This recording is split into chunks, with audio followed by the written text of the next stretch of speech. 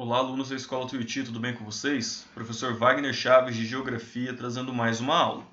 Dessa vez, a gente vai falar dos recifes de corais e dos manguezais. São dois ecossistemas marinhos, costeiros, também estudado pela geografia. A gente fica pensando que a geografia vai tratar apenas das áreas emersas e não das áreas submersas. Quando eu digo áreas emersas, áreas que não são marinhas, né? Relevo, montanhas, morros, vegetação. Entretanto, pessoal, a gente estuda as áreas submersas também, as cadeias de montanhas, as dorsais mesoceânicas, os vulcões oceânicos, também é objeto de estudo da geografia. Bom, mas hoje a gente vai falar então de dois ecossistemas costeiros de ambiente marinho, que são os recifes de corais e manguezais, que são dois ambientes que correm muitos riscos por conta da ação humana.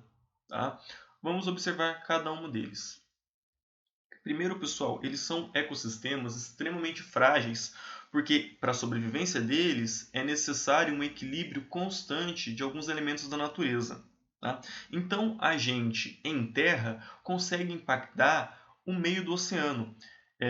Se vocês acompanham o noticiário, vocês já devem estar sabendo que algumas praias do Brasil já foi banido, por exemplo, o uso de canudo plástico. Por quê? Esse canudo ele ia parar no oceano e algum animal ia comer e acabar morrendo afogado, morrendo asfixiado com esse fragmento de plástico.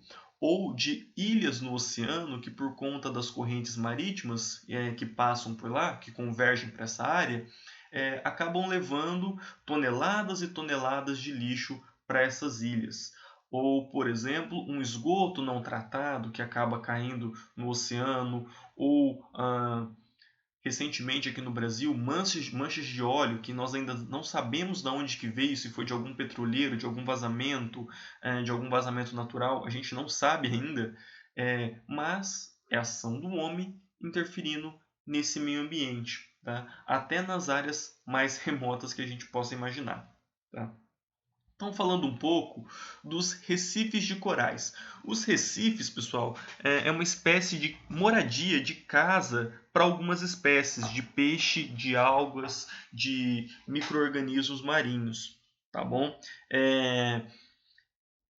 Essa casa, essa estrutura, ela é formada de cálcio, que é nada mais nada menos do que resto de esqueleto de outros animais que foram morrendo, foram se decompondo e formaram essa estrutura.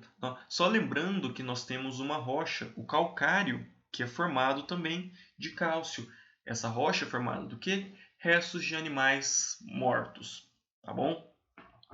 E nesses recifes, pessoal, a biodiversidade é muito grande. Existem mais de 3.000 espécies marinhas que vivem nesses recifes. Eu estou falando aqui de peixes, de bactérias, de algas, ok? Então é uma área com uma biodiversidade muito grande. Essa imagem que eu estou mostrando para vocês é da Praia de Boa Viagem, em Recife, no Pernambuco. Aqui a cidade chama Recife, tá, pessoal? No estado do Pernambuco. E ela tem esse nome por conta das proximidades com esses recifes aí da praia que vocês podem ver, essa coloração um pouco mais escura no mar. A cidade de Recife ela já foi conhecida popularmente como Manguetown, cidade do mangue. Por quê? Além dos recifes, ela é uma cidade que foi feita em cima do mangue. É uma área que tinha bastante rios, bastante canais, e a gente vai ver logo mais como se formam os mangues. E esses mangues do Recife, eles estão muito degradados. Por quê? Porque eles foram aterrados para a construção da cidade. Beleza? Só para vocês terem uma ideia, pessoal, o bairro de Boa Viagem, que é onde vocês estão vendo, vocês conseguem ver a praia e alguns prédios, tá? Ele tem um dos metros quadrados mais caros do Brasil, junto com a Barra da Tijuca no Rio de Janeiro. O que isso significa? Uma casa, um apartamento, qualquer empreendimento imobiliário nessa área é extremamente caro, extremamente caro. Beleza? Então só pessoas com muito dinheiro conseguem morar aí. Vamos lá então. Bom, pessoal, aqui nós temos uma foto da Grande Barreira de Corais na Austrália. Tá? Ela é a maior barreira de corais naturais que nós temos e ela também sofre com as ações do homem. Tá? Por quê, pessoal? Bom, para um coral se formar, para um recife de corais se formar, nós temos condições bem específicas. Primeiro, de águas cristalinas, águas rasas, uma temperatura entre 25 a 30 graus, ou seja, águas quentes. Para um recife se formar, ela tem que ser essa área rasa com água cristalina, porque a gente tem muita vegetação. Essas algas, elas precisam de fazer fotossíntese, então elas necessitam de luz solar. Se for muito profundo, a água vai ter mais gelada, não vai conseguir fazer fotossíntese e a biodiversidade vai ser bem menor. Então, qualquer desequilíbrio, nenhum desses elementos já pode comprometer a existência de um coral. Então, a mudança do nível da água, mudança na temperatura da água ou na salinidade, que é a quantidade de sal, ou turbidez. Turbidez é quando aquela água é barrenta, uma água com muito sedimento, uma água suja. Isso pode afetar a vida dos corais também. Tá? E observem essa foto, pessoal. Ela é uma foto bem clássica de coral. Tem alguns peixes, muitas algas que dão toda essa coloração, esse colorido dos corais. E a gente sabe que um coral está morrendo quando ele perde essa coloração, quando acontece o branqueamento dos corais. Então percebam, pessoal, que está vendo essa estrutura que parece uma árvore sem folhas? Essa é a estrutura de calcário onde se assentam os corais. Ela vai ser colonizada por micro-organismos, por algas, por peixes e vai dar essa coloração que vocês estão vendo. A partir do momento que um recife começa a morrer, ele vai perdendo as bactérias, perdendo as algas, perdendo esses peixes e ele vai ficando branco. Então, é o principal sintoma de que um recife, um coral está morrendo, é esse branqueamento. Beleza? Vamos falar um pouco então agora do mangue, do manguezal. Tá? O manguezal, pessoal, também é encontrado em áreas quentes, nas áreas tropicais. Então, por exemplo, no Rio Grande do Sul, nós não temos mangue. E o mangue, ele é conhecido como um berçário da natureza. Ele tem essa vegetação bem típica, com essas árvores, com essas raízes para fora, uma vegetação bem barrenta. E a gente encontra ele em áreas onde você tem transição de água doce com água salgada. Então, geralmente próximo de estuários de rios, de foz de alguns rios. Então, se você tem uma área, uma costa marítima, sem nenhum rio por perto, dificilmente haverá um manguezal. Você precisa da água doce também, que está trazendo nutrientes para abastecer esse barro, essa lama do mangue. Tá bom? E por que eles são berçários da natureza, pessoal?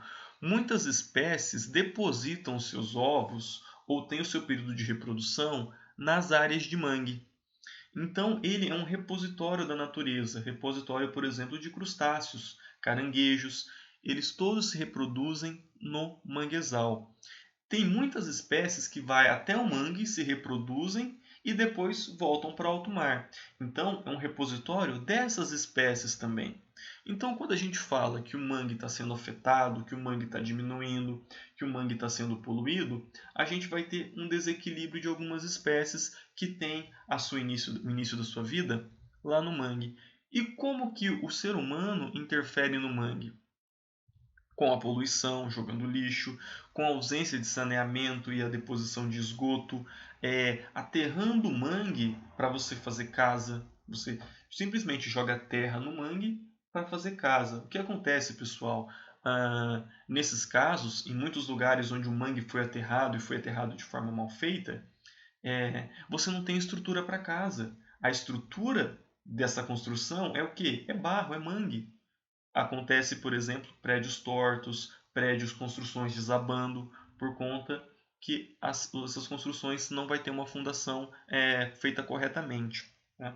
E quando você diminui as áreas de mangue, você vai afetar todo um ecossistema e vai prejudicar além da natureza, porque você vai diminuir significativamente a quantidade de algumas espécies, você vai atingir pessoas que têm como mangue a sua fonte de renda, populações tradicionais, populações ribeirinhas, que vivem da coleta do caranguejo, que vivem da pesca do camarão e que necessitam de um mangue saudável para que essas espécies se reproduzam e continuam abastecendo.